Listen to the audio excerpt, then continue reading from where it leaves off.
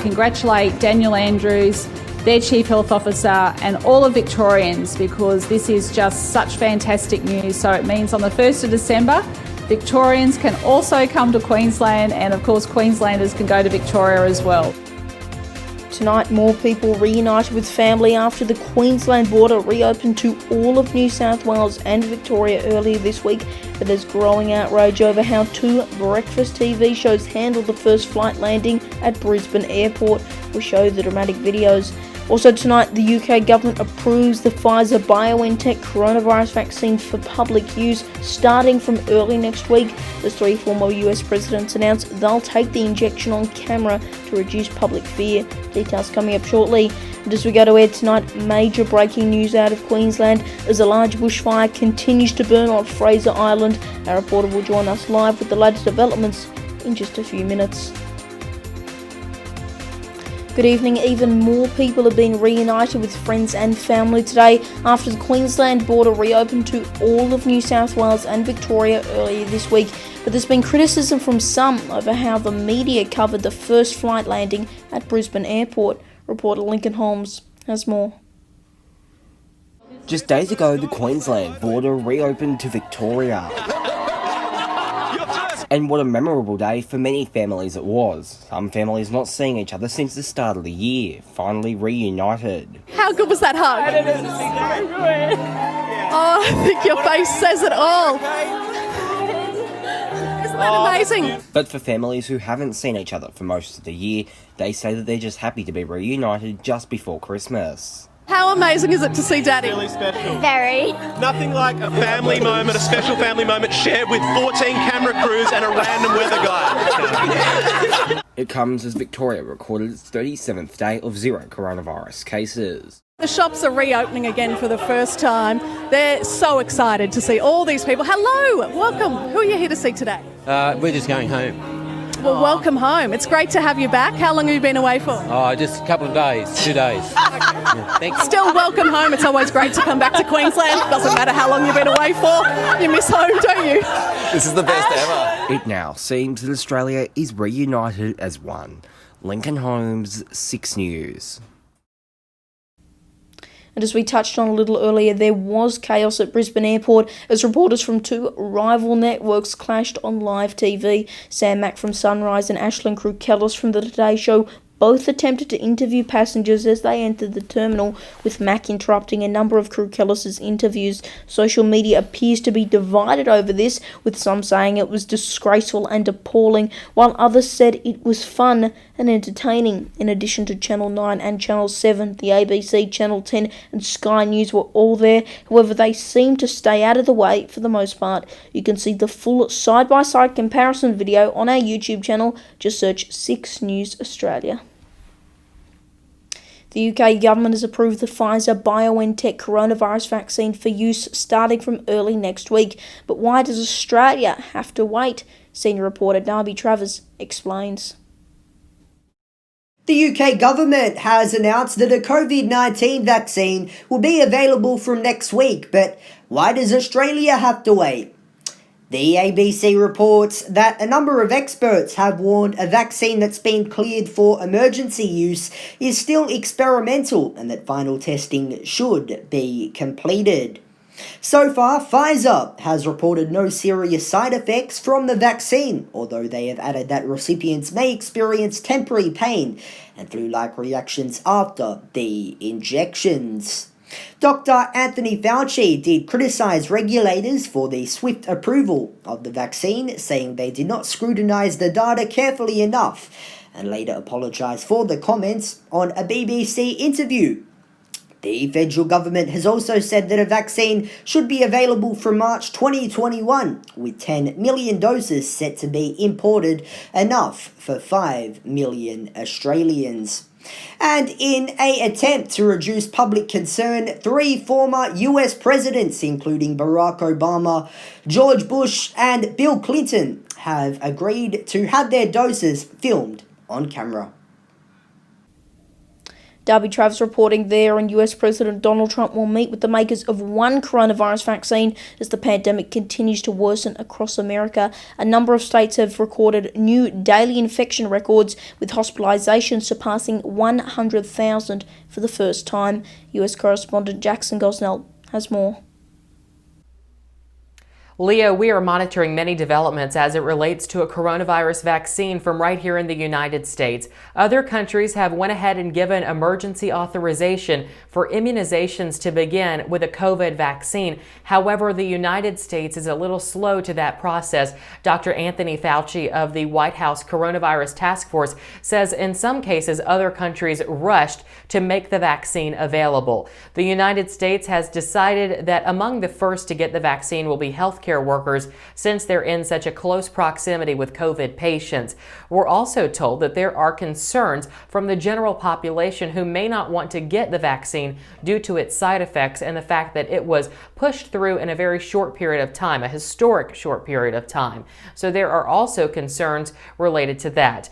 Now, some questions are being raised about the temperature that the vaccine has to be kept at. In some cases, it is subarctic levels, so people are wondering how hospitals, doctors' offices, and shipping companies would be able to keep the vaccine at such a cold temperature and make sure that, you know, everything went well with it and that it didn't get too hot or what have you there. So again, a lot of concerns as it relates to this coronavirus vaccine, but of course we will be sure to stay on top of it for you and bring you the very latest right here on 6 News. I'm reporting in the United States. I'm Jackson Gosnell. Back to you, Leo.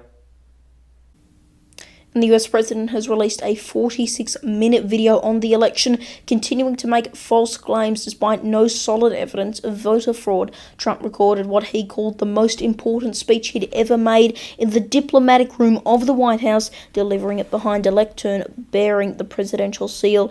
The video, which was posted in full on Facebook, contained a number of false claims about voter fraud, as well as the president continuing to refuse, that is, to concede the election. Twitter labelled the post disputed, and Facebook noted that Joe Biden is the projected winner. It comes after US Attorney General William Barr told the Associated Press that despite inquiries by the Justice Department and the FBI, he has not seen fraud on a scale that could have affected a different outcome in the election. To some breaking news now, and a bushfire continues to burn on Fraser Island, with more than 50% of the island currently burnt. The Queensland government has ordered a full review into the blaze, with it believed to be started by an illegal campfire. Reporter Connor Alfagate, who we will cross to live shortly, filed this report. An island paradise up in flames. Bushfires continue to burn through the Fraser Island. For 6 weeks, massive fires have ravaged its low brush and rainforest amid the region's first major heat wave of the year. The World Heritage listed Fraser Island, also known as K'gari, drawing international attention. K'gari is beloved not just here but all around the world, which makes the sight of its burning so painful. Painful for Fraser businesses too. This is supposed to be peak tourist season. Fire forced staff and guests off the island. Now it threatens to obliterate businesses as well. There's no better time to holiday here this year than on Fraser Island. 80,000 hectares, roughly half of the entire island, have been blackened in what began as an illegal campfire 2 months ago. But it was only handed over to Queensland Fire and Emergency Services last week. It's understandable for those who love the island, want to be assured that everything that could be done to protect it has and is being done. Key stakeholders say scenes like these are the result of environmental mismanagement and a delayed response. That will now be the subject of a state government review. Firefighters are working feverishly to bring this blaze under control. Almost 2 million litres of water and firefighting gel have been dumped on the island, but to no effect. Strong winds and high temperatures are hampering their efforts. What we're trying to do is shape and manoeuvre the fire. From fires and heatwave conditions in Queensland to snow last week in Tasmania, Australia is a country of weather extremes. Sydney last week lashed by severe thunderstorms. Lightning strikes left thousands without power and caused this historic bell tower to catch fire. Fire heralding the start of summer 2020 ending just like it began.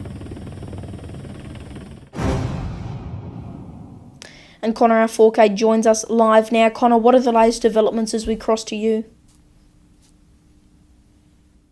Leo, emergency services are pinning their hopes on one thing: rain. In fact, they've conceded it is their only hope, and they'll need a lot of it too. Except rain is not forecast for Fraser anytime soon, and without it, the outlook is bleak. At least 2 more weeks of these devastating blazes. And this weekend, conditions have worsened thanks to strong winds and high temperatures.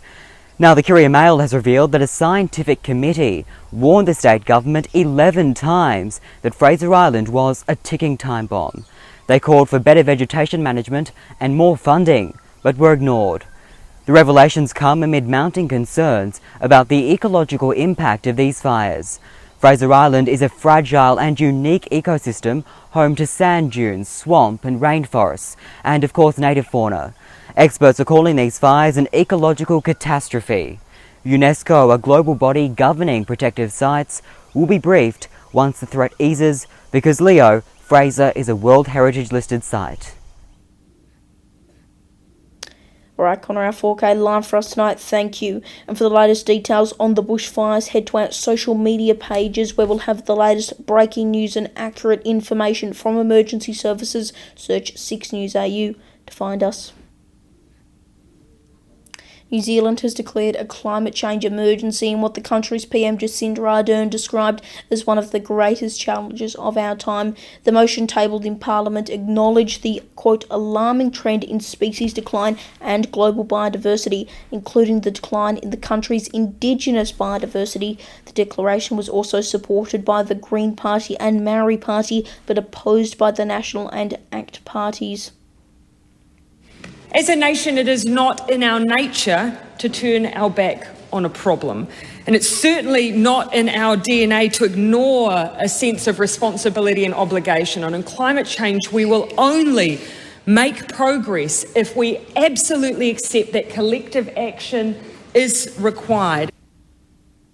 The Guardian reports that New Zealand contributes less than 0.20% of global emissions, but that is high for the country's size, and the nation's biggest source of CO2 emissions is from road transport, while most greenhouse gases stem from agriculture. Time for your Eye on Entertainment now, and Sky News host Andrew Bolt says he's leaving Melbourne. Well, sort of. Bolt wrote in the Herald Sun that he's sold his $2.8 million home to escape the, quote, claustrophobic lockdown, but he's actually moving to the Mornington Peninsula, which is technically part of Greater Melbourne and was subject to the same lockdown rules as the city. He wrote in his column that he felt threatened by how eagerly so many Melburnians accepted home imprisonment and looked for people to dob in. Bolt did say in August that he would continue to present his primetime show, The Bolt Report, from a purpose-built home studio. And while we're on the subject of Sky News, the channel has announced a number of new opinion shows for their 2021 lineup. Former Senator Corey Bernardi will host his own show, while writer Catherine McGregor will host The McGregor Angle. Conservative commentator Rita Panahi will co-host The Friday Showdown alongside former Labor political advisor Nicholas Rees, and a new show that TV Black Box reports will look at issues through the prism of both sides of politics. And some of their current top-rating commentators, including Chris Kenny, Peter Credlin, Alan Jones and Paul Murray, will all return. Finally tonight, this just might be the Aussiest Christmas decoration ever. An Adelaide family has returned to their home to find a koala perched on their Christmas tree. The homeowner, Amanda McCormack, says the koala made its way inside after her daughter left the door open. Ms. McCormack told the ABC she called wildlife rescuers to assist in removing the koala, but said they initially believed the phone call was a hoax. The rescue team eventually did come and released it into a tree in a nearby bushy area, and the McCormacks think they'll be looking out for it from now on. The story has made its way into headlines across the globe, with it being labelled just another only in Australia moment. And that is 6 News for this Sunday evening. You can stay updated with all the latest news on our social pages. Just search 6 News A to find us. I'm Leonardo Puglisi. Thanks for your company. Good night.